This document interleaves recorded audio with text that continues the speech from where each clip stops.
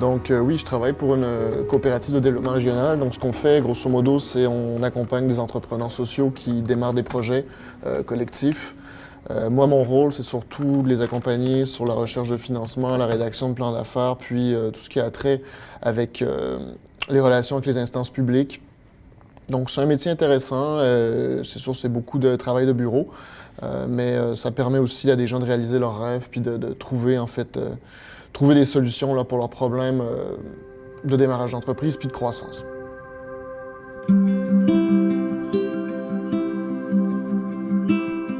C'est un métier, comme je dis, qui est intéressant, mais c'est beaucoup de l'administratif, c'est du travail de bureau, beaucoup de relationnel, beaucoup de courriels, c'est vraiment du service. Donc on est dans le tertiaire, là, pur et dur. Donc oui, en ce moment, je travaille en fait, le dernier dossier sur lequel je close, c'est un centre communautaire qui est un partenariat avec la municipalité. La municipalité va peut-être racheter leur édifice. Enfin, il y a des pourparlers pour ça, puis je les accompagne dans les relations avec la municipalité. Notre mode de vie est souvent axé sur l'hyperconsommation. Mais la crise du Covid est passée par là. Elle a provoqué chez plusieurs une prise de conscience nouvelle. Faut-il changer nos comportements? Quel sens donner à notre avenir? Ces questions, Benoît se les pose. Il est jeune, il habite la région d'Ottawa. Il n'a pas été menacé par la crise du Covid, il n'a pas perdu son emploi. Mais son intuition, c'est que sa vie va peut-être devoir changer.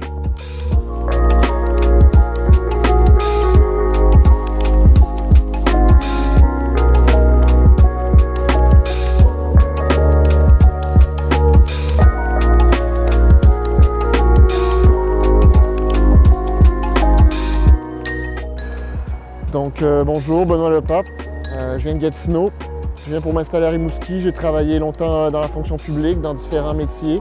Donc je vais devenir marin. Bon, me voilà à Rimouski à 32 ans, après un bac, une maîtrise, puis 10 ans de travail dans la fonction publique, puis différentes choses. Donc je suis embarqué avec mes 2 chiens. J'ai pris mes économies, j'ai acheté une petite maison dans le coin ici, en face du fleuve. Donc comme vous voyez, c'est un super bel édifice ici, puis nouvelle aventure commence. Donc ça fait des années que je rêvais de ça, c'était un peu un rêve d'enfant de devenir marin. Je pense qu'au Québec, puis peut-être même en Occident en général, on a tendance à survaloriser les emplois dans le tertiaire, dans les services, comme quoi tout le monde qui a les capacités ou la chance de faire des études universitaires devrait le faire. Mais il y a des beaux métiers techniques comme ça, puis de plus en plus, je pense que parmi mes amis, je vois des gens qui veulent retourner à des choses plus concrètes, soit être électricien, faire pousser des patates. Puis il faut des gens pour faire pousser les patates, il faut des gens pour les amener un peu partout dans le monde, puis même à l'échelle locale. Donc de revenir à quelque chose de concret. Puis c'est sûr que c'est 4 ans d'études pour moi, mais je crois que je vais être content d'avoir un métier que je suis fier de faire. Puis d'arriver d'apporter de la marchandise d'un point A à un point B, de voir concrètement que ça a été fait, que j'ai rendu service à des gens. C'est quelque chose qui m'anime beaucoup. Puis Rimouski, je pense que c'est une des villes où la nature s'impose beaucoup, le fleuve, on le sent, on le voit partout. Ça a été aussi un changement de rythme de vie important pour moi. C'est sûr que j'avais des salaires assez intéressants. Maintenant, je vais vivre sur des économies, donc un peu revenir à une vie d'étudiant.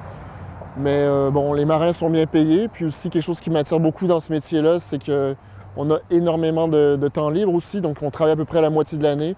C'est un métier qui va me permettre aussi de vivre d'autres passions, soit faire de la musique ou voyager, ou même à l'intérieur du Québec, d'avoir vraiment une distinction entre le travail et la vie personnelle qui va être très nette. Puis pour l'instant, je suis à fond dans les études, puis dans ma nouvelle vie à Rimouski.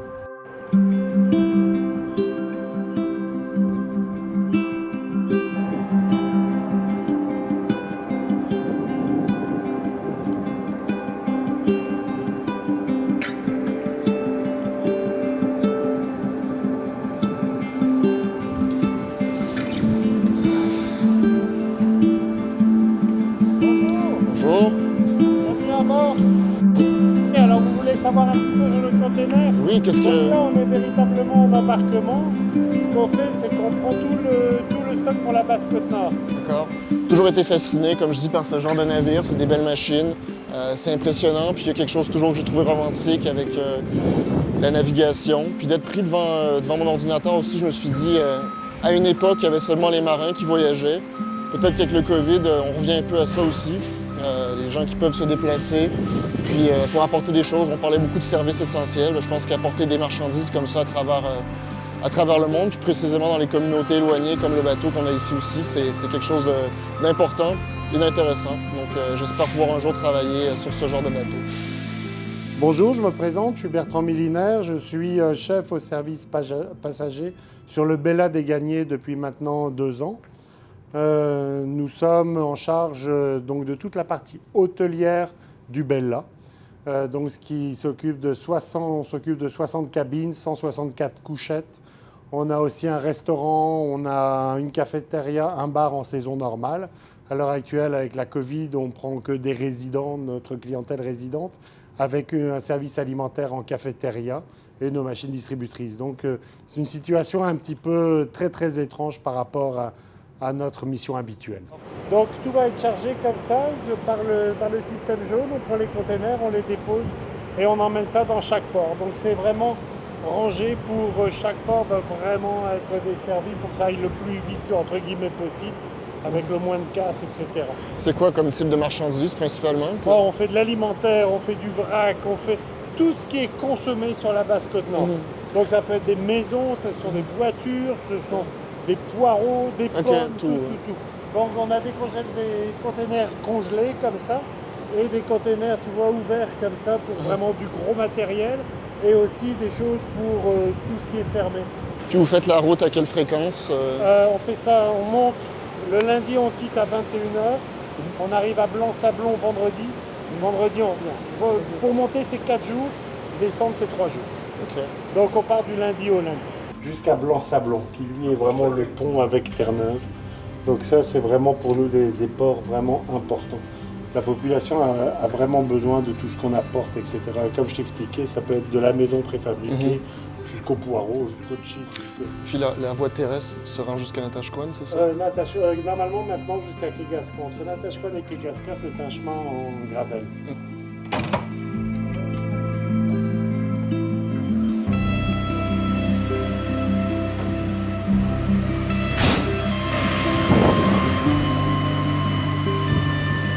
C'est beau. Donc là, c'est vraiment l'avant du bateau. Ici, sous nos pieds, c'est la timonerie. Okay. C'est vraiment tout le poste de pilotage. Mais ça, nous, on ne peut pas y aller à l'heure actuelle avec la Covid. Donc là, vous avez tous les radars, les drapeaux de communication et surtout aussi tous nos chaloupes de sauvetage.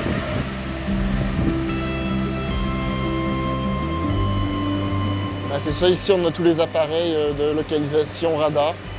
Donc, la technologie qui permet de naviguer puis de rester en sécurité, de repérer la côte, de repérer les obstacles, puis de pouvoir se rendre à bon port. Donc, on est en face de l'Institut maritime du Québec. Pour ceux qui connaissent Rimouski, c'est peut-être la plus belle vue qu'on a à Rimouski, directement devant le fleuve. C'est une institution qui existe depuis 1944, qui forme presque tous les officiers québécois. Puis une bonne partie des officiers canadiens, puis surtout qui est reconnu partout dans le monde pour former d'excellents officiers. Donc je suis très fier de faire partie des futures cohortes de finissants dans 4 ans.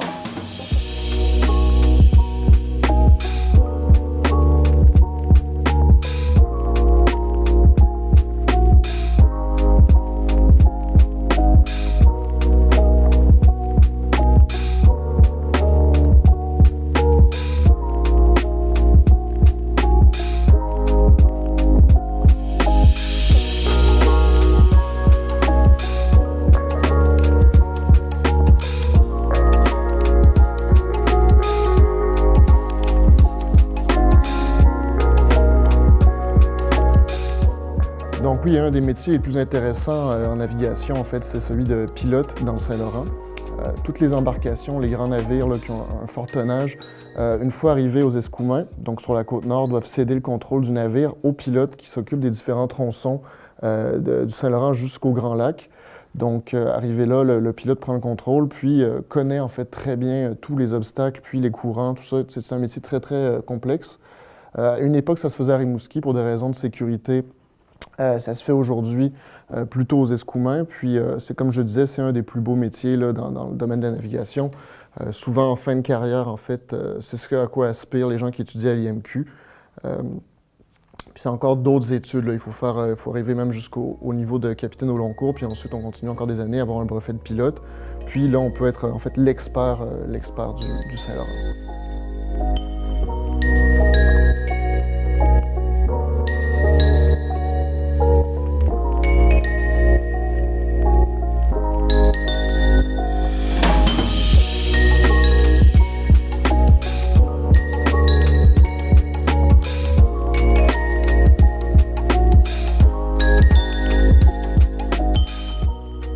Saint-Laurent, en fait, c'est une des eaux les plus difficiles à naviguer au monde. Donc, il faut des gens qui sont des grands experts du Saint-Laurent. C'est ce qu'on appelle en fait les pilotes. C'est les gens qui vont prendre le contrôle de toutes les embarcations marchandes d'un certain tonnage qui vont rentrer dans le Saint-Laurent là, pour aller vers les Grands Lacs, toutes les grandes villes américaines.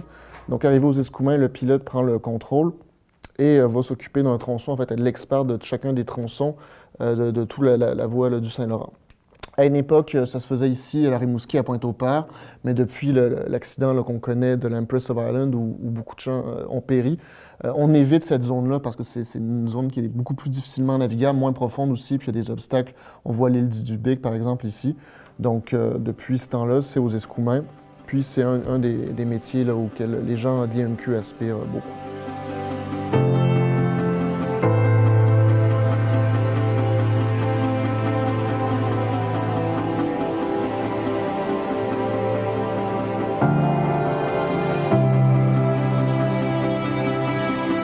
Je suis content aussi, les enseignants ici, c'est tous des marins en fait, c'est tous des techniciens qui ont été soit capitaines ou officiers. C'est pas seulement des gens qui font de la pédagogie dans le vide. Donc sur ça, je retourne étudier parce que j'ai beaucoup de pain sur la planche. Donc c'est un plaisir de vous avoir parlé.